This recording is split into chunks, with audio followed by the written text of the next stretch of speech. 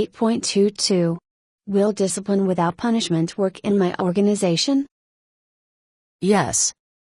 Discipline without punishment solves performance problems promptly and permanently by placing the responsibility for change exactly where it belongs with the individual. The core concept of giving an individual whose performance is not acceptable a day at the company's expense to make a final decision about whether he can meet the organization's expectations and is willing to make an affirmative commitment to excellence in every area of the job is appropriate at any level in the organization. Tell me more. The discipline without punishment approach significantly reduces exposure to lawsuits and equal employment opportunity (EEO) complaints resulting from unfair or inconsistent disciplinary action. Once employees set their own standards and agree to them, it's a lot harder for them to say they didn't understand the rules.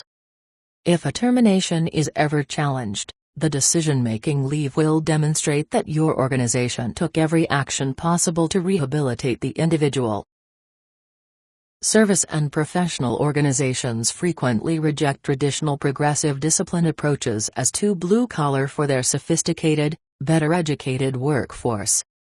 As a result, they often end up with no system at all and handle everything on an inconsistent, ad hoc basis.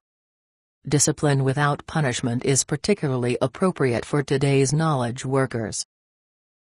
Traditional discipline approaches may indeed convince some problem employees to shape up, others to ship out. But punitive tactics will not produce employees who are genuinely committed to the goals of the enterprise and the policies and rules by which it operates. We can punish people into compliance. We cannot punish people into commitment. The greatest flaw with the conventional progressive discipline approach is simply that it asks too little. The traditional system takes a problem employee, punishes him, and leaves the organization with nothing more than a punished problem employee. The discipline without punishment system requires the problem employee to become one of two things, either a good employee or an ex-employee.